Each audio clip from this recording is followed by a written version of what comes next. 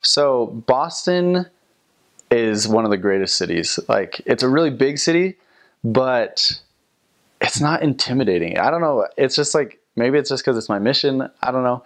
But I felt like it was a very clean city and very open. Just it was just a really, really pretty place.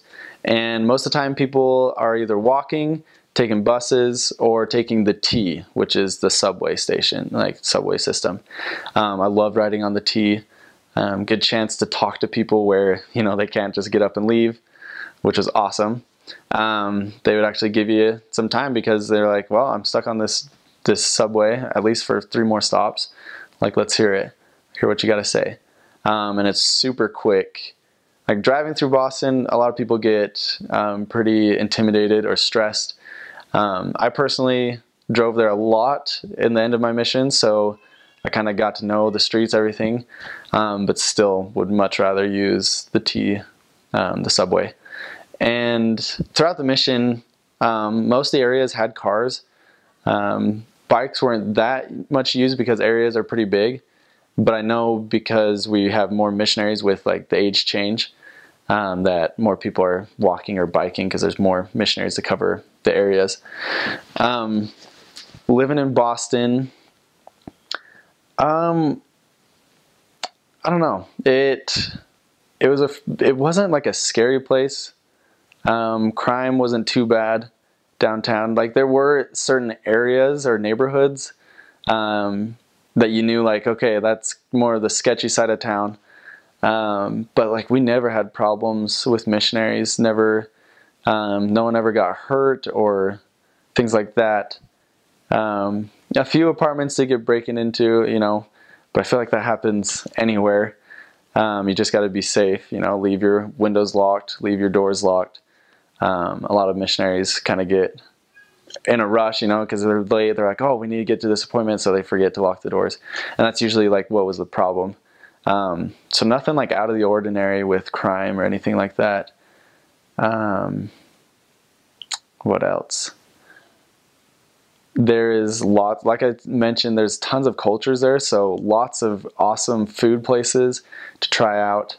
And then the best part is the history in Boston. It's like the birthplace of the revolution, where it kind of all got started, the flame got ignited. And they have something called the Freedom Trail, which is something that I did on multiple occasions on P-Day. Because it's kind of a long trail, so maybe take a little chunk at a time. But to just go through, it takes you on this path all the way through the city to just different historical places.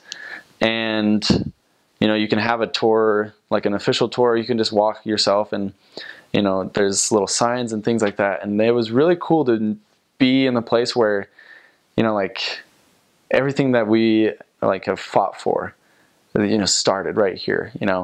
It is a really special place, just because you just felt like those founding fathers were definitely inspired, and it was a really neat experience to be where they were.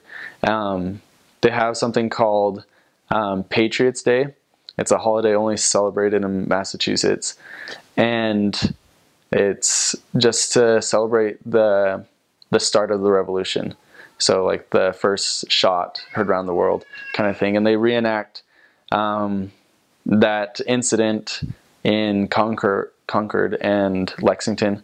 And then they have like a celebration of the marathon, which is really, really cool. Definitely something to go to on a P-Day, because it's always on Monday, so it's perfect. Yeah, Patriots Day, awesome. And also the whole mission, or most of the mission, gets together at the Boston Temple on Patriots Day for the morning, to do an endowment session all together, like multiple endowment sessions, which is a really neat thing. And then we usually go to the marathon afterwards. A lot of history. Just really, really a neat place to be.